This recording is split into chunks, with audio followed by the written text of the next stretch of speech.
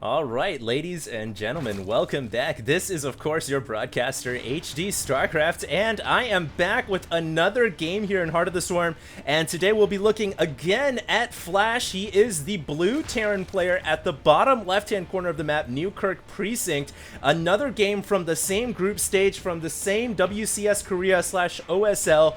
And, you know, I'm so excited to be able to bring you guys more games with Flash. It's not going to be very often that I'll be able to. As you guys all know, games with, you know, Jaedong and Flash, you know, are hard to come by, and they are, you know, considered to be the best from Brood War, and they are making their names known here in Heart of the Storm. Now, Flash has defeated one very proficient Zerg player in the name of Ragnarok. Now he'll have to take out Yugioh, the master of cards. He is going to be the red Zerg player in the bottom right-hand corner of the map, and you've seen one TvZ with Flash, but you haven't ever seen them all, because every single one is always a little bit unique. And I can still remember almost all the grand TvZs that Flash played against Jaedong in the OSL, in the MSL, even in the team leagues, and they were just some of the best matches of all time. Even one where the power went out in an epic Terran versus Zerg. The power went out. I think it was in the OSL. It was literally one of the closest games ever, so it was a very controversial matchup. Don't think we're gonna have that happen here, but you know, it just kind of goes down in history, in the legends. Oh my god, what a trap! And Flash lays the trap card for the card master Yugioh himself. Even gonna try to bring this SCV around to kill off the drone too. But unfortunately for him, Yugioh did use the mineral pathing trick. When that drone is stuck in there, all you have to do is right click on a mineral patch, and the drone, or the SCV or probe, whatever it may be, will force its way through any units, not buildings, but units, and go to where it needs to go. And Yugioh did that really quickly so that he could save his drone. But nevertheless, really nice tricks here from Flash. All the little things do count, and if Yugioh had not been paying attention, he could have very well lost his drone. Now Yugioh is bringing his Overlord in. He is going to scout out the early CC. This is going to be Flash's, I think, kind of a build order that he likes to go with. Early command center barracks, does have a refinery added on too, so he'll likely be going up to factory and getting Hellbats and Hellions out again.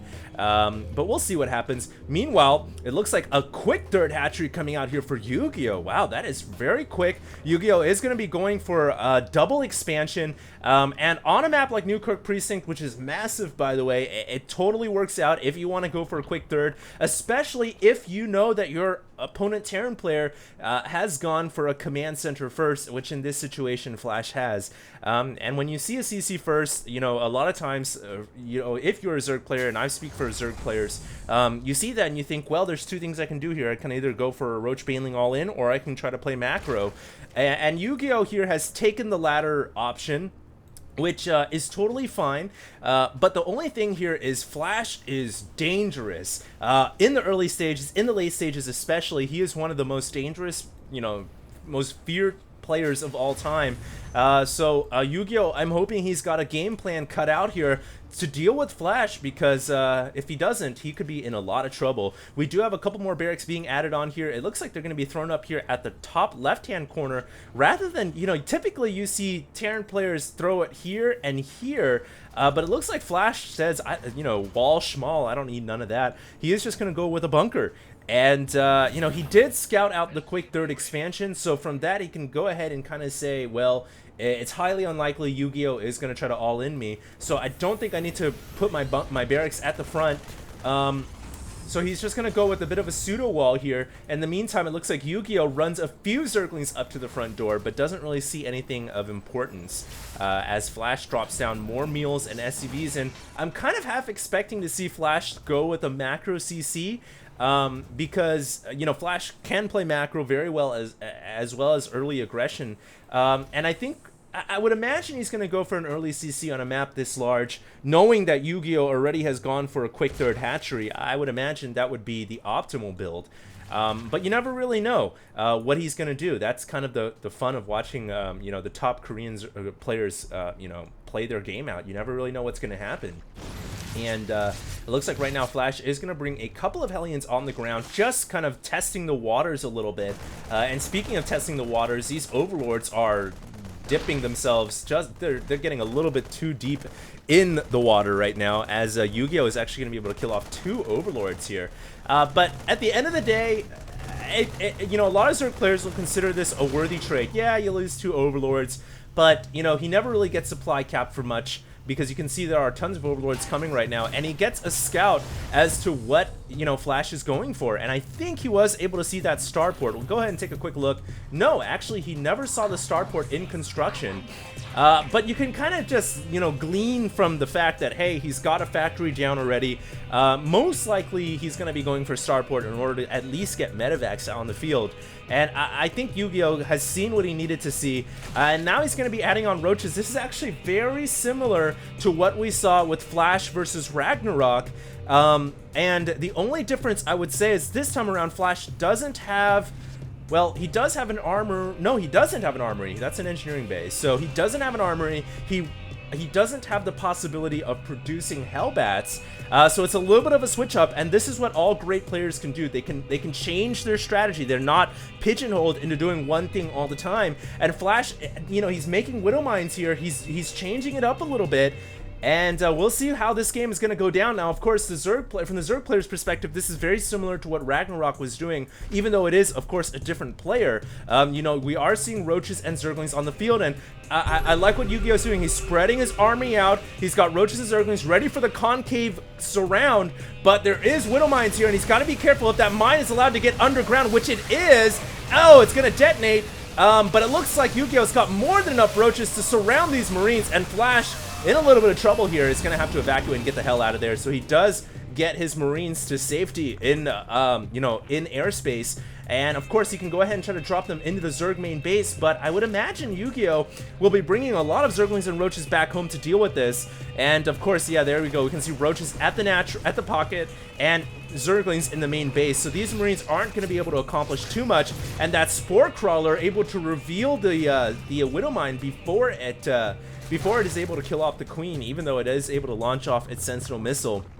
It is killed off. And so a pretty close game right here. I would have to say, if anything, Yugioh's got the edge, as he was able to put a stop to this attack. And Flash has kind of been halted in his tracks. And now the pressure is kind of on Flash. Will he be able to perform? Will he be able to come from behind, as he is a little far back now against Yugioh? He's down by about 24 supply-ish, and he's got less drones than SCVs than Yugioh has, so he's really gonna have to muster up a game plan here. And I like how he's adding on the CC now. Finally, I would have thought he would have thrown that down a little bit earlier, but no big deal. And we'll see here if he's gonna be able to put the pressure on Yugioh, because you know that early attack didn't work out too well for him. And so we'll see what happens here, as these 4 medevacs are going to try to fly into the Zerg airspace, but there are 2 Zerglings there, so everything is revealed, and Flash realizing, hey, I need to get rid of these Zerglings before I even think about dropping, because most likely there is a huge Zerg army waiting for my drop force back in the Zerg main base. So wisely takes out those Zerglings, and now is going to try to go down the ramp here. And I guess he's going to take out the Spore Crawler, but I don't know if he can really stay here for very long, and this is very, very risky for Flash. And ends up, I don't think he won that battle at all. I think he bit off a lot more than he could chew. But at the very least, he was able to save most of his Marines into the medevacs, brought along a Viking for air escort firepower, and it's going to be able to take out that Overlord in the back corner. But I guess Flash here might be overstaying his welcome, and honestly, the longer he waits, the riskier it gets for these medevacs, because you would imagine that Yugioh is going to have some form of anti-air coming out pretty soon here. And let's see, does he have a Spire yet? No, he doesn't. No Spire on the structure stab. He's actually just going to be going for a ton of Banelings with Baneling speed. And this is such a huge departure from the last game we saw with Flash versus Ragnarok, where Ragnarok wasn't able to get the Banelings and Baneling speed out in time. This time around, Yugioh's got a very large Roach army. He's going to have a ton of Banelings. Baneling speed just now kicking in. So this is a very scary Zerg army. And Flash now does have some siege tanks on the field, which is great. But is he going to have enough forces in position here to deal with the roaches and banelings. It looks like the game was recovered from a replay, so maybe there was a blackout after all. Who knows? But Flash here is going to be very hard pressed to hold off this attack. Does he have enough forces? Does he have enough siege tanks? I don't think so, and the tank line has been breached, but the tank's actually absorbing a bit of the damage. Now SCVs and Meals coming off the line to help repair the siege tanks and the bunker. The bunker is going to have to stay alive here, but a lot of SCVs and Meals have already gone down, 11 in fact. Meanwhile, another bunker being manned up here at the front door, but there are no SCVs and Meals to repair, and it looks like the SCVs and Meals bringing themselves back from the pocket expansion, trying to come over into the natural. Meanwhile, a drop has been dropped from Flash as he gets into the natural expansion with some Marines, so he is returning some fire here, killing off a couple of drones as well, and that is what Flash does best. Even when under pressure, he has the wherewithal, the presence of mind to attack his opponent as well. He was able to kill off about 7 drones, but more importantly, put a bit of a stop to his opponent's attacks, forcing the reinforcements to focus on defending rather than coming and attacking his front door. And I think Flash might have come out okay in that engagement because he was able to drop back here. He was able to distract his opponent and kill off a couple of drones as well. I'm looking at the units lost tab, and in fact, Yugioh has lost more than Flash has. I don't know what kind of voodoo magic Flash has been able to work here, but, you would have thought that he took more damage there. There were roaches and banelings all over his tanks and his natural expansion, but somehow, some way, Flash was able to work his magic, and now he's the one who's doing the aggression, and he's going to attack this pocket expansion up here at the top right-hand corner. Not much that Yugioh can do about this. He does have a spine crawler that's coming up, but this hatchery is taking damage. It is bleeding. The queen needs to drop a transfuse, but it cannot because it just comes out and doesn't have quite enough energy to transfuse right away. And unfortunately right there for Flash, or for Yugioh, Yugioh loses that pocket expansion, and now it looks like Flash is going to be able to drop more forces all over the places. He's got control of the airspace between these two expansions. And it looks like he is going to be able to maybe harass his hatchery one more time, but a lot of Zerglings are there. And this time around, the Zerglings are going to be able to surround and dispatch the Terran forces. But wow, Flash, what an insane Terran player he is. Just 6 strategies, and he's been able to take the lead here in this game. 160 supply to 130, 86 drones to 68. So he does have less workers, but Meals kind of make up for the fact. And honestly, he's got map control on his side. He's got the Zerg player on the back foot. Although I will say Yugioh now has just completed Hive Tech, and now things start to get a little interesting. If Yugioh can get Hive units on the field, Vipers, Ultralisks, Brood Lords, anything of the sort. And it looks like we do have a bunch of Corruptors on the way here. Now, the question is, do we have a Greater Spire yet? And the answer to that question is no. It is still at Spire technology. And Flash now is going to take this moment to go ahead and attack. Hopefully, I guess, crossing his fingers and hoping that Yugioh will not have Hive Tech done before this attack comes. And Flash, if he goes right now, this would be a brilliant time. He's only going to be dealing with Zerglings, Banelings, Roaches, and Corruptors. No Brood Lords, no Ultralisks, no Vipers. And Flash, I think, realizing that, is starting to, siege up in the middle of the map, make a couple of attacks over here on the side expansion, and of course stressing Yugioh out quite a bit here, as Yugioh's got to bring some forces back to deal with this. And in the meantime, a massive engagement going down in the middle of the map as Banelings roll in, but not enough backup firepower for Yugioh, and those tanks and Marines able to take out those Banelings. And now this hatchery is going to take a lot of firepower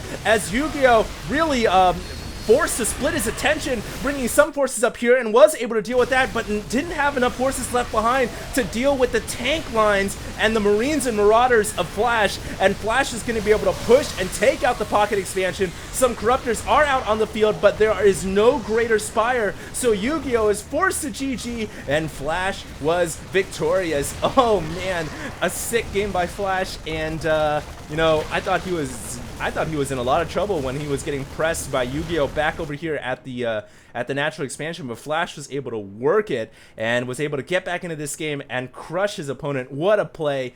And, you know, I'm kind of crossing my fingers here and hoping I get to cast a game with Flash and Jaedong. That would be awesome. But next up, I will actually have some games with Jaedong, so hopefully you guys stay tuned. And, of course, subscribe at youtube.com/HDStarcraft. I'll see you guys in the next cast, and this is HD signing out.